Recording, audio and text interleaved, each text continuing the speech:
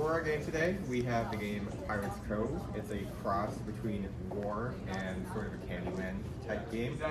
So essentially how it works is at the beginning of every game, each player chooses a class that they get to pick. Each class has its own bonuses that one of us will go into in a second. But players then roll dice and they move pieces around the board and they collect resources, they interact with each other and all of that. When players interact with each other, they initiate what is called a battle.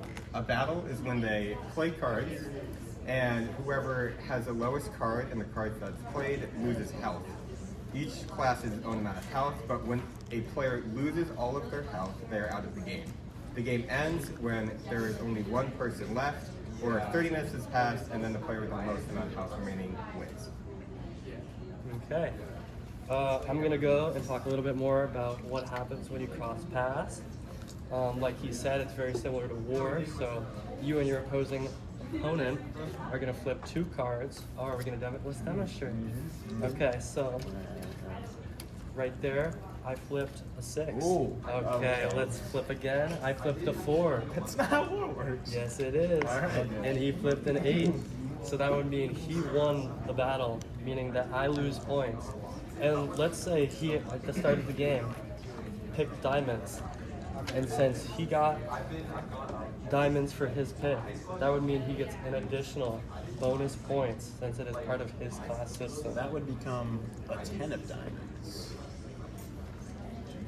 Alright. So, as you move around the board, you'll notice that there's some special squares.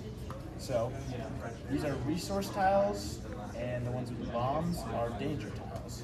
So, as you make your way through, you can land on these tiles, and depending on what they are, they can give you resource cards, or in the case of the danger tiles, they can make you lose 25 health.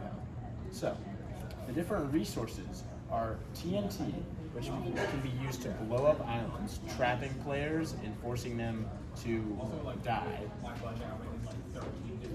Coins, which give you plus 25 health. The cannon, which is a one-sided duel, so you can choose to duel any player on the map, and if you lose, nothing happens to you, but if you win, they reset. And this card, which allows you to battle any player and win automatically. The treasure chest, which gives you 50 health. And that's all. All right, I'll get into the specifics of choosing a class at the beginning of the game. We'll have handy cards for everybody to remember how much HP and roll addition you get with each class. Our classes are broken up into the different types of cards in the deck, such as spades, clubs, diamonds, and hearts. At the beginning of the game, you can choose any of them. We have these helpful cards to mark your own class. There can be up to 4 of the same class, so everybody can choose the same item.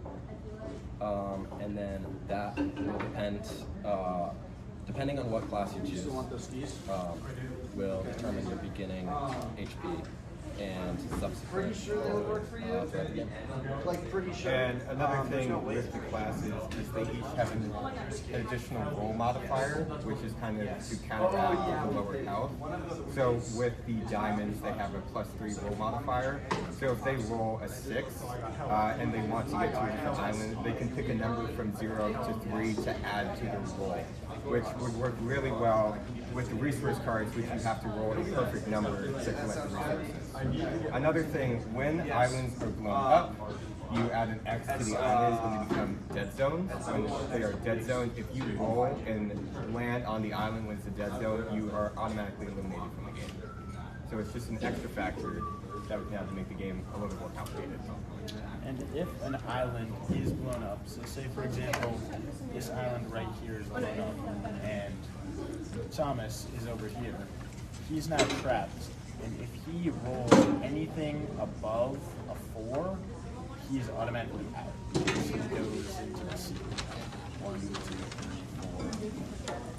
4. So trapping players can be used to your advantage. You can use it to get an easy victory.